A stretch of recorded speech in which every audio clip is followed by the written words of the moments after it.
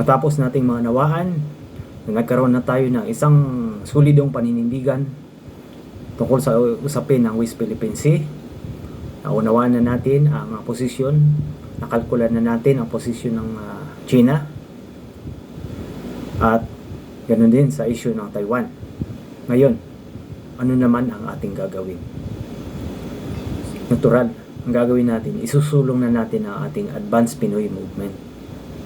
Mula sa pagiging focus sa military defense, hindi natin iiwanan ang pagiging on guard posture. Ngunit, ang ating depensa ay ibabaling natin sa ibang anyo. Ano? Mula sa pagiging basta sundalo lang patungo sa pagiging arkitekto o advanced Pinoy.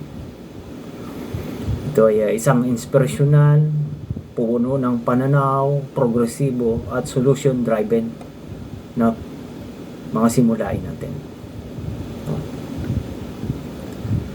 Para sa aking mga kababayan at mga kasama sa aking advokasya, sa nakaraang paghimay natin, binuwag na natin ang guni-guni ng takot, ang paranoia sa West Philippine Sea, at ang bitag ng pagkakapain natin sa IDCA. Ngayon, ang tanong, anong gagawin natin? Kung hindi tayo aasa sa Amerika at kung hindi tayo makikipaggera sa China, ano ang dapat nating gawin? Yan ang mga tanong na dapat nating sagutin. Mananatili lang ba tayong maliit o dwarf na bansa na tagasunod sa gilid? Ang sagot ay isang matunog na hindi. Dito magtatagpo ang ating pinakamalaking pangarap. Ang transition ng bawat isa sa atin mula sa pagiging sundalo patungong arkitekto sa pamamagitan ng Advanced Pinoy Movement at ng ating governance, artificial intelligence with assistance ng artificial intelligence. Na kung saan meron naman tayong blueprint tungkol dito. Sa lumang sistema, ang lakas ng isang bansa ay sinusukat sa dami ng kanyon, tangke, at bomba. Ngayon, dahil advanced Pinoy na tayo, sa bagong takbo ng mundo, sa ilalim ng multipolar order, ang tunay na kapangyarihan ay wala na sa bakal. Ito ay nasa isip, enerhiya, at pagkain. Dahil ang Pilipinas ay hindi nag-invest ng trilyong piso sa mga dambuhalang military hardware na malapit ng malupa, meron tayong matatawag na leapfrogging advantage. No? Malaya tayong lumaktaw mula sa lumang yugto ng militarisasyon upang direktang yakapin ang hinaharap. Hindi natin kailangang dumaan sa pagkakamali na dadaanan ng superpowers na nakakulong ngayon sa kanilang mga dead assets at trilyong dolyar na mga liabilities. Alam nyo po, kapag ang lahat ng mga ininvest ng Amerika, ng China at ng Russia na mga armamento mula nung Cold War hanggang ngayon, at yan ay na-phase out na dahil nabago na nga ang anyo ng depensa, yun po'y malaking pasanin nila. Yung maintenance, yung deactivation ng mga nuclear arm nila ay napakagastos kumpara sa paggawa nito. At yun ay hindi na natin dadaanan. Yun ang tinatawag nating leapfrog advantage natin yan.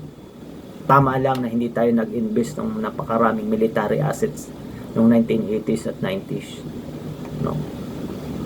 Paano natin gagawin to sa ilalim ng ating governance with artificial intelligence assistance protocol?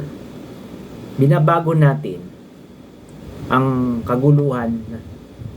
ang kahulugan ng pambansang depensa. Ang depensa ay hindi na trabaho lang na may hawak na baril. Ang bawat mamamayan ay tinatawag natin ngayon bilang isang advanced Pinoy architect. Ganyan. Dito sa ating Advanced Pinoy Movement. Ang modern San Kunas Municipality, kahit dyan lang tayo mag-focus sa proyektong yan. napaka-doable. Ang modern synchronized municipality. Bilang mga arkitekto ng lipunan, dahil advanced na ang ating pag-iisip, di ba? May focus na tayo para sa atin. Dahil naunawaan natin yung ang laro sa labas. Nakalkula natin. Naalis na yung ating pagiging paranoia, kaya makapag-focus na tayo. Ito lang ang gawin natin. Focus lang muna tayo sa isang maliit na proyekto, ang modern synchronized municipalities sa buong kapuluan. Ang layunin natin na itayo ang isang kalagayang modernong synchronized municipality, o MSM. Ito ay isang lokalidad ng pamayanan na may self-reliant gamit ang siyensya at lohika. Una, ang pagkain ng isip at katawan, yun ang investment. From military hardware investment, doon tayo mag-invest. Sa halip na mag-imbak ng mga pasabog, ang pundo ng bayan na dapat ilaan sa mga AI, ilaan natin sa artificial intelligence, literacy at agricultural nanotechnology upang masiguro ang bawat pamilya ay may sapat na masustansyang pagkain at ang bawat bata ay may matalas na pag-iisip. Ang sustainable engineering, gaya ng ating isinusulong, ang pag-adapt ng mga inobasyon tulad ng mga piezoelectric materials. Ito yung highway, ang ating mga pangunahing highway upang maging convert natin na ang vibration ng sasakyan patungo sa libreng kuryente para sa mga komunidad. Ang paggamit ng mga interlocking construction block upang makabuo ng mga murang pabahay at infrastruktura. Hawak natin ang mga materyales. Ang pagtatayo natin ng mga maliliit na wind energy turbines sa kanayunan. Ang masiguro natin na walang komunidad na walang internet gamit ang satellite connection. Kayang-kayang gawin natin yun.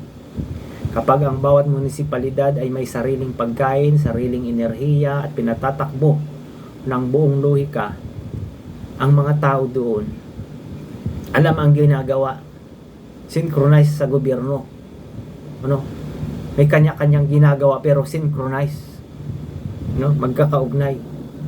Magiging immune tayo sa anumang anyo ng ekonomikong pagsakal o panlabas na pagbabanta ng kahit sinong superpower. Hindi tayo magiging shock absorber.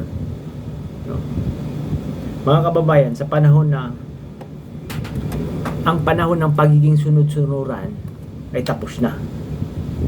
Hindi natin kailangang pumili kung Amerika ba o China ang ating magiging amo. Ang pipiliin natin ay ang ating sariling lakas.